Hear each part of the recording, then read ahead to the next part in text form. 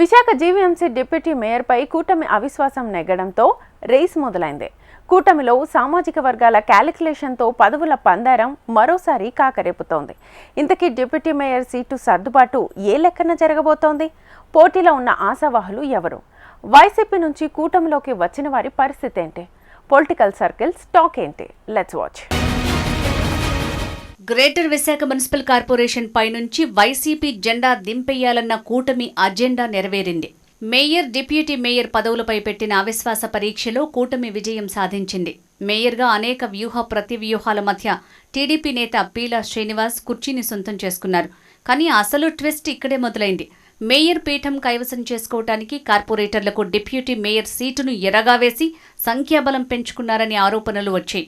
అదే నిజమన్నట్టు ఇప్పుడు పదుల సంఖ్యలో ఆ పోస్టుకి కార్పొరేటర్లు పోటీ పడుతున్నారు.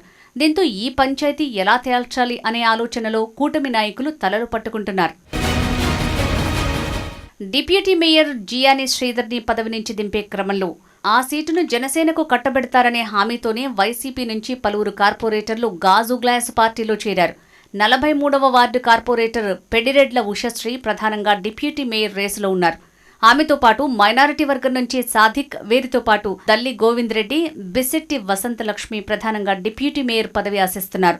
ఈ నేపథ్యంలో ఉషశ్రీకి ఎక్కువ అవకాశం ఉందన్న టాక్ నడుస్తోంది.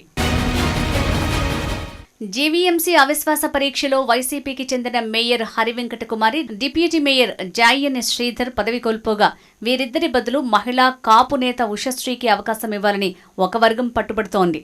అయితే బీఫామ్ వైసీపీ ఇవ్వాల్సి వస్తుంది. అది ఇప్పుడు సాధ్యం కాదు కాబట్టి నేరుగా కార్పొరేటర్గా ఆయా పార్టీల నుంచి గెలిచిన అభ్యర్థులను పరిశీలించాలనే డిమాండ్ కూడా వినిపిస్తోంది. ఇక టీడీపీ నుంచి గంధం శ్రీనివాస్, పల్లా శ్రీనివాసులు సైతం డిప్యూటీ మేయర్ లైన్లో ఉన్నారు.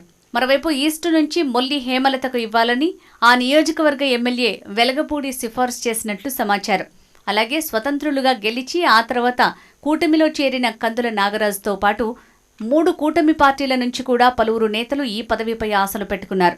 డిప్యూటీ పోస్టుకి తీవ్ర పోటీ వల్ల ఏ నేత సిఫార్సుని పరిగణనలోకి తీసుకున్నా మిగతా వారి నుంచి ఎక్కడ అసమ్మతులు వస్తాయోననే సందిగ్ధంలో పడ్డారు. ఫలితంగా కరవమంటే కప్పకు కోపం, విడవమంటే పాముకు కోపం అన్న సంధానం ఉంటుందట ఎంపిక పరిస్థితి. ప్రస్తుతం ప్రజాప్రతినిధులు ఈ విషయంలో తమ నేతలకు హామీ ఇవ్వకుండా సైలెంట్ అయిపోతున్నారు.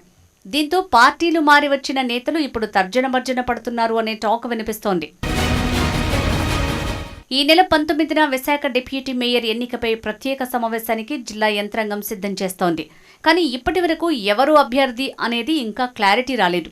దీంతో నాయకుల్లో ఉత్కంఠ పెరుగుతోంది. మరోసారి విశాఖ జీవీఎంసీ వేదికగా పొలిటికల్ హైటెన్షన్ నెలకొంది. మేయర్ గెలుపుకు సహకరించిన పార్టీ నేతలకు సీటుంటుందా, లేక మొదటి నుంచి పార్టీని నమ్ముకుని పనిచేసిన విధేయులకు అవకాశం వస్తుందా అనేది చూడాలి.